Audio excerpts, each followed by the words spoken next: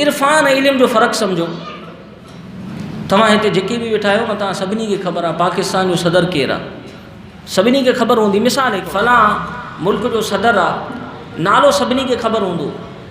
हाणे इहो थियो इल्मु, पर इतफ़ाक़ सां का हिकु बाज़ार लॻे, वॾी हिकु बाज़ार लॻे, उन बाज़ार में अॻे ज़माने में इहे केतिरा ई वाक़िया थिया, हाणे न थिया आहिनि, हाणे नथा थियनि। तकब्बुर गुरूर आहे, बेनियाज़ी आहे, आजिज़ी ऐं विलायत, अदुल इंसाफ़ हुयो त बादशाह फ़क़ीराणे लिबास में, फ़क़ीराणो लिबास अपनाए रईअ जे विच में सार संभाल कंदा हुआ, घुमंदा हुआ, ताकी रईअ जी ख़बरगिरी वठूं। वरी हिकु बाज़ार लॻे, उन बाज़ार में हज़ार माण्हुनि जो हुजूम हुजे।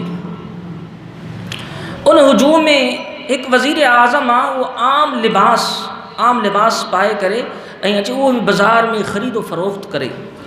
इत्तिफ़ाक़ सां एॾी वॾी बाज़ार में हिकु शख़्स जी ओचितो उन सादे लिबास जे मथां जो नज़र पई त उन खां दहा निकिरी वई। ॾिठई त वञ, हीउ त असांजे मुल्क जो वज़ीर आज़म आहे। ओ फलां वज़ीर आज़म, ओ फलां वज़ीर आज़म।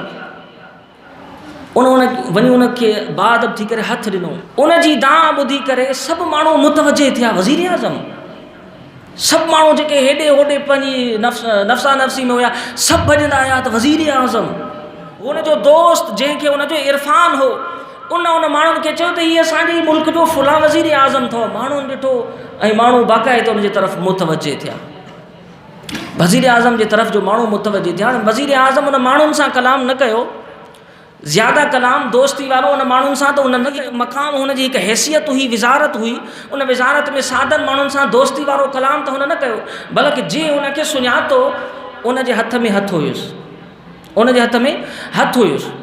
उन सां दोस्ती वारे अंदाज़ में बार बार पुछा हुई, कहिड़ा हाल आहिनि तुंहिंजा, बार बार पुछा, हर माण्हू खां पुछा न हुई। उन खां दोस्ती वारे अंदाज़ में पुछे, कहिड़ा हाल आहिनि तुंहिंजा। उन पंहिंजा हाल ॿुधाए, ॻोठ में बाहि लॻी, उते घर मुंहिंजो सड़ी वियो, ऐं परेशान आहियां। वज़ीर आज़म उनखे चयो त घबराए न, आउं तोखे घर ठाराए थो ॾियां। पंहिंजे हिकु सेक्रेटरी खे चई त बाबा हिनखे सरकारी ख़र्च ते हिनखे घर ठाराए ॾिनो वञे। हू दोस्त बि पंहिंजे क़ौम जो वफ़ादार हो, अल्लाह अकबर। उन चयो त साईं मूंखे घर न खपे। चई छाजे करे, तुंहिंजो घर सड़ी वियो आहे बाहि में, घर तोखे छो न खपे, मां तोखे सरकारी ख़र्च ते थो ठाराए ॾियां। उन चयो साईं मां शर्मसार थो थियां, हीअ हेतिरा सारा मुंहिंजे ॻोठ जा माण्हू, इन्हनि सभिनी जा घर सड़ियल आहिनि, इन सभिनी जा घर सड़ियल आहिनि। हाणे उहो माण्हू हुन सां नथा ॻाल्हाइनि, हू हुननि सां बि नथो ॻाल्हाए, दोस्त जी दोस्त सां कचहरी हले थी, पर उहो दोस्त पंहिंजे यारनि जो, पंहिंजे इलाइक़े वारनि सां बि वफ़ादार आहे। उन्हनि जी तर्जुमानी करे थो, तर्जुमानी करे ऐं उनखे चवे थो, ऐं आख़िर पंहिंजे दोस्त खे मञाए थो, दोस्तीअ जो हक़ अदा करे थो। हू वज़ीर आज़म दोस्ती जो हक़ अदा कंदे चए, खिलंदे मुस्कुराईंदे। वज़ीर आज़म इक़्तिदार हुनजे हथ में हुयो। उन पंहिंजे सेक्रेटरी खे हुकुम कयो, बाबा हाणे हिन ॻाल्हि ॿुध, हिनखे सॼे ॻोठ वारनि खे हिनखे जेको आहे सो घर सरकारी ख़र्च ते ठाराए ॾिना वञनि। मां हदीस जे तरफ़ ईंदुसि, थोरो इहो सम्झिजो मिसाल। उन ते उहो दोस्त उनजो अञा कुझु घबराहट जो शिकार हुयो। उन ते उन वज़ीर आज़म उनखे चयो त बाबा तोखे घर, तुंहिंजे सॼे सड़ियल भाइरा जेके बि तुंहिंजे जंहिंजा घर सड़ी विया, उन्हनि खे घर सरकारी ख़र्च ते मिले थो, अञा छो गमज़दा आहीं, अञा छो गमज़दा आहीं।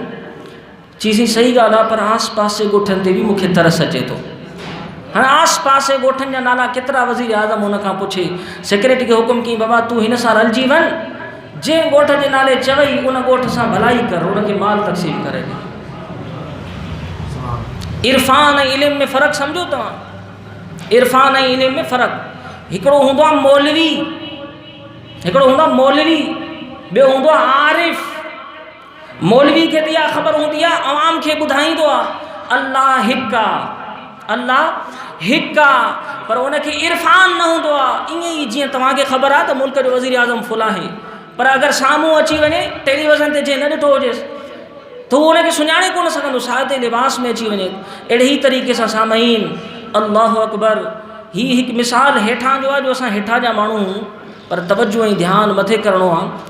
हेठां जी मिसाल खे सम्झी बाद में ई मथे निज़ाम खे सम्झी सघूं था। अल्लाह अकबर।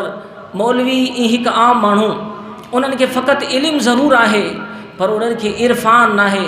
अगर ज़ाते खुदाबंदी जी रहमत हिन जहान में ज़ाहिर भी थे, उनखे आम माण्हू ऐं मौलवी न सुञाणे सघंदो, अल्लाह जो वली सुञाणींदो आहे। छाजे करे वो आरिफ हूंदो आहे। अहिड़ी तरीक़े सां सॼे हुजूम में सॼी बाज़ार में उन वज़ीर आज़म उन बादशाह खे हर माण्हू कोन सुञातो हो जीअं हिकिड़े ई माण्हू सुञातो हो। उन हिकिड़े ई सभिनी खे मार्फत कराई, पहचान कराई। हिन काइनात में अल्लाह रब्बुल आलमीन हिकिड़े खे इरफान अता फरमाईंदो आहे, विलायत जो नूर अता फरमाईंदो आहे, सिफ़ात खुदाबंदी जी मारिफत, ज़ात खुदाबंदी जी मारिफत अता फरमाईंदो आहे। अल्लाह अकबर।